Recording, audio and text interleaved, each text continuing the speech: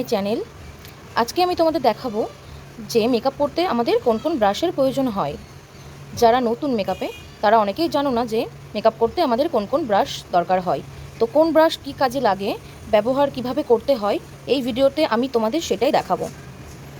যারা আমার এই ভিডিওটা দেখছো তারা অবশ্যই চ্যানেলটাকে সাবস্ক্রাইব করো এবং লাইক কমেন্ট করতে ভুলো না। তো এবার শুরু করি। তো মেকআপ শুরুতে আমরা অনেকেই প্রথমে আইব্রোটা ড্র করে নিই।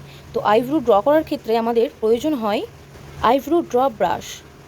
তো আইব্রো ড্রর ক্ষেত্রে আমাদের এইরকম একটা ব্রাশের দরকার হয়, এরকমভাবে অ্যাঙ্গেল করা থাকে যেটা, এটা দিয়ে খুব সহজেই আমরা যে কোনো আইব্রো ড্র করতে পারবো।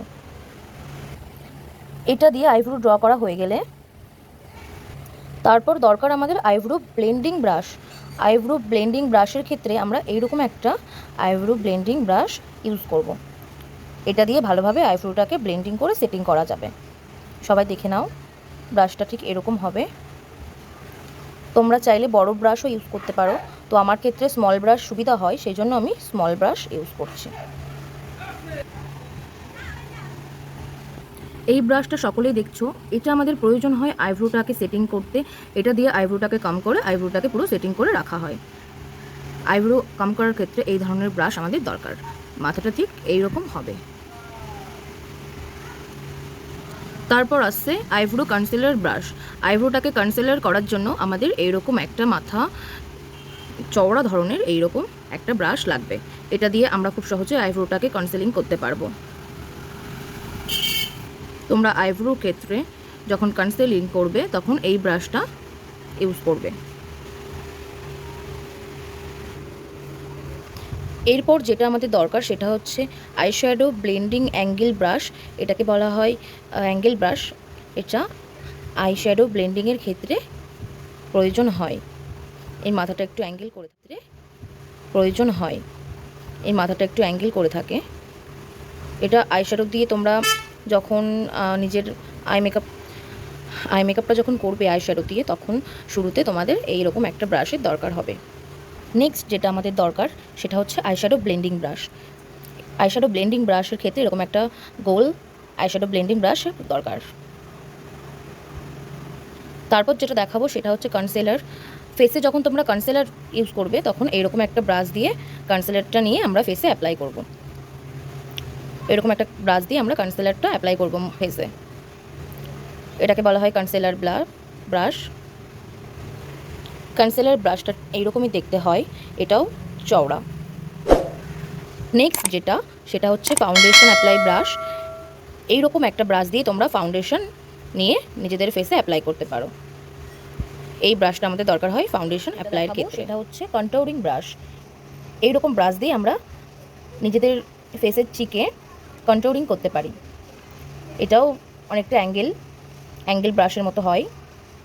তো এই ধরনের ব্রাশে তোমরা খুব সহজেই কন্ট্যুরিংটা করতে পারবে যারা বিগিনার আছো তাদের ক্ষেত্রে। তারপরে চলে আসছি কম্প্যাক্ট পাউডার বা লুজ পাউডার যেটা আমরা বলে থাকি।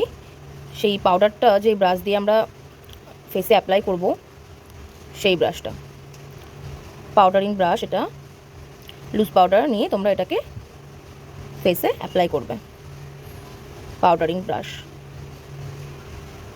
নেক্সট যেটা সেটা হচ্ছে ব্লাশার। এটা অনেকেরই খুব পছন্দের, ব্লাশার করতে অনেকেরই ভালো লাগে। এরকম ব্রাশ দিয়ে আমরা ব্লাশার করব আমাদের গালে। ব্লাশারের জন্য আমাদের একটু বড় ফোলা এরকম ধরনের ব্রাশ দরকার হয়। এতে খুব সহজেই ব্লাশারটা আমাদের হয়ে যায়। তারপরে আসছে আমাদের হাইলাইটার ব্রাশ। মেকআপের খুব ইম্পর্টেন্ট পার্ট একটা হাইলাইটার করতে অনেকেরই ভালো লাগে। আমাদের মেকআপের পরে হাইলাইটার করলে স্কিনটা আরও গ্লোয়িং লাগে। হাইলাইটিংয়ের ক্ষেত্রে আমরা এরকম ধরনের ব্রাশ নিয়ে হাইলাইটার করতে পারি আমাদের ফেসে। দেখতে পাচ্ছ হাইলাইটার ব্রাশটা একটু ছড়ানো হয়, ঠিক এরকম টাইপের। দেখো আমি দেখাচ্ছি, এটা হচ্ছে হাইলাইটার ব্রাশ। লাস্ট যেটা দেখাবো সেটা হচ্ছে লিপ ব্রাশ। তোমরা লিপস্টিক নিয়ে এরকম একটা ব্রাশের সাহায্যে লিপস্টিকটা ভালোভাবে পরাতে পারো। দেখেছো ব্রাশটা? লিপস্টিকের যে তুলিগুলো আছে, অনেক সময় আমাদের লিপস্টিক পরতে প্রবলেম হয়, সেক্ষেত্রে তোমরা লিপস্টিকটা এই ব্রাশে করে নিয়ে লিপে অ্যাপ্লাই করতে পারো। এতে খুব সুন্দর লিপস্টিক পরা হয়। এই হচ্ছে মেকআপের ক্ষেত্রে ব্রাশের যেগুলো আমাদের দরকার, মেন ব্রাশ, এগুলো হলেই আমাদের একটা ব্রাইডাল লুক করা যায়। আর একটা ইম্পর্টেন্ট কথা, যাদের ব্রাশে মেকআপ করতে প্রবলেম হয়, অনেকেরই প্রবলেম হয় ব্রাশে, তারা ব্লেন্ডার দিয়ে মেকআপটাকে বসাতে পারো।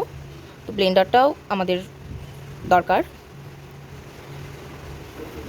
আর বিউটি ব্লেন্ডার যখনই তোমরা ইউজ করবে তখনই ব্লেন্ডারটাকে ভালো করে ভিজিয়ে নেবে, তাতে মেকআপটা আমাদের ব্লেন্ডারের সাহায্যে ভালোভাবে মুখে বসে যায়। তো আজকে আমি তোমাদের দেখালাম ব্রাশের ডিটেলস। আশা করি এটা তোমাদের অনেক হেল্পফুল হবে ভিডিওটা। তোমরা এখান থেকে দেখে অনেক কিছু বুঝতে পারবে, তোমাদের ব্রাশের অ্যাপ্লাইয়ের ক্ষেত্রে আর কোনো প্রবলেম থাকবে না। তো বন্ধুরা, টাটা, আবার দেখা হবে নেক্সট ভিডিওতে। তো এখানে স্টপ করছি।